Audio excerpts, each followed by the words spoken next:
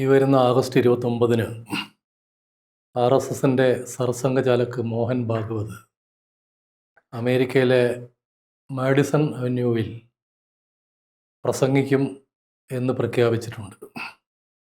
അമേരിക്കയിലെ നിരവധി സാമൂഹ്യ സംഘടനകളും സന്നദ്ധ സംഘടനകളും മോഹൻ ഭാഗവതിൻ്റെ സന്ദർശനത്തിനെതിരെ ഇതിനകം തന്നെ പ്രതിഷേധവുമായി രംഗത്തിറങ്ങിയിട്ടുണ്ട്.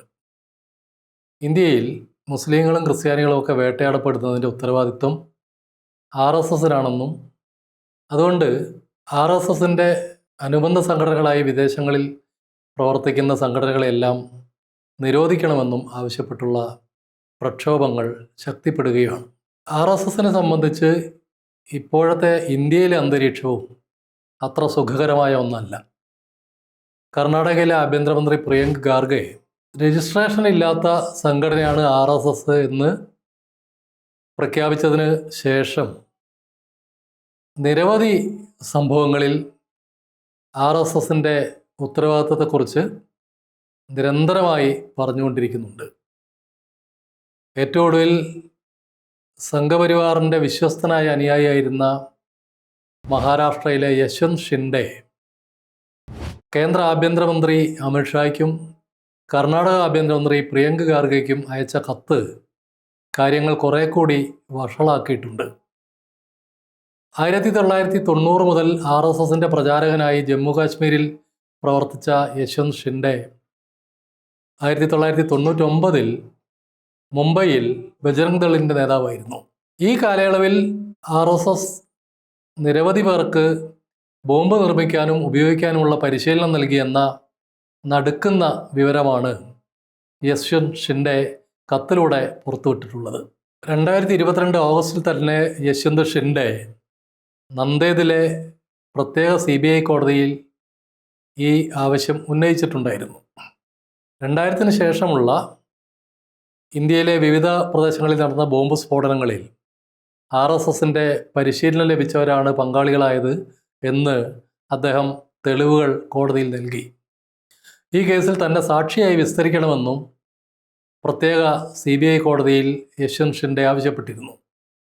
ഷിൻഡെയുടെ ആവശ്യം ആദ്യഘട്ടത്തിൽ കേസ് കേട്ട ജഡ്ജി അംഗീകരിച്ചെങ്കിലും ആ ജഡ്ജിക്ക് സ്ഥലം മാറ്റം ലഭിക്കുകയും പുതുതായി വന്ന ജഡ്ജി ഷിൻഡെയെ ഈ കേസിൽ സാക്ഷിയാക്കാൻ വിസമ്മതിക്കുകയാണ് ചെയ്തത്. സബർമതി എക്സ്പ്രസ്സിൽ തീയിട്ട സംഭവത്തിലും അജ്മീർ ദർഗയിൽ ബോംബ് സ്ഫോടനം ഉണ്ടാക്കാനുള്ള ശ്രമത്തിലും മലേഗാവ്, നന്ദേദ് എന്നിടങ്ങളിലെ സ്ഫോടനങ്ങളിലും RSSൻ്റെ പരിശീലനം ലഭിച്ച വളണ്ടിയർമാരാണ് ബോംബുണ്ടാക്കിയത് എന്ന് ഷിൻഡെ പറഞ്ഞിട്ടുണ്ട്. BJP അധികാരത്തിലെത്തിക്കുന്നതിന് വേണ്ടി RSS വ്യാപകമായും സംഘടിതമായും ബോംബ് സ്ഫോടനങ്ങൾ ഉണ്ടാക്കി എന്നാണ് ഷിൻഡെയുടെ ആക്ഷേപം. ജമ്മു കാശ്മീരിലെ RSS നേതാവ് ഇന്ദ്രേഷ് കുമാർ, RSS സർസംഘചാലക് മോഹൻ ഭാഗവത് തുടങ്ങിയവർക്ക് ഈ സംഭവങ്ങളിൽ ഉത്തരവാദിത്തമുണ്ട് എന്നും അവർക്കെതിരെ ക്രിമിനൽ നടപടി സ്വീകരിക്കണമെന്നും യശ്വന്ത് ഷിൻഡെ ആവശ്യപ്പെടുന്നു. അതുപോലെ RSS, വിശ്വ ഹിന്ദു പരിഷത്ത്, ബജ്രംഗ് ദൾ എന്നീ സംഘടനകൾ ഭീകരവാദ പ്രവർത്തനങ്ങൾ സംഘടിപ്പിക്കുന്നതുകൊണ്ട് അവയെ ഭീകരവാദ സംഘടനകളെ കൈകാര്യം ചെയ്യുന്ന രീതിയിൽ നേരിടേണ്ടതുണ്ടെന്നും അവയെ നിരോധിക്കണമെന്നും മുൻ RSS പ്രചാരക കൂടിയായ യശ്വന്ത് ഷിൻഡെ ആവശ്യപ്പെടുന്നു. ഇന്ത്യയെ സംബന്ധിച്ച് RSS നേതൃത്വം നൽകിയുള്ള കലാപങ്ങൾ, വംശഹത്യകൾ, ആക്രമണങ്ങൾ ഒക്കെ ഒരു സ്ഥിരം തുടർക്കഥയാണെങ്കിലും RSSകാരനായ ഒരാൾ അതിൻ്റെ തെളിവുകളുമായി കോടതിയെയും ആഭ്യന്തര വകുപ്പിനെയും സമീപിക്കുന്നത് അത്ര പുതുമയുള്ള കാര്യമല്ല. തീർച്ചയായിട്ടും യശ്വന്ത് ഷിൻഡെ അപകടകരമായ ഒരു തീരുമാനമാണ് എടുത്തത്. നടന്നിട്ടുള്ള അക്രമ സംഭവങ്ങളുടെ ആസൂത്രണത്തിൻ്റെ വിശദാംശങ്ങളെല്ലാം കോടതിയുടെ മുമ്പിൽ എത്തിച്ചിട്ടുണ്ട്. കോടതി തീർച്ചയായിട്ടും സംഘപരിവാർ നിയന്ത്രിക്കുന്ന കോടതിയാണ് പലയിടത്തും ഉള്ളത്.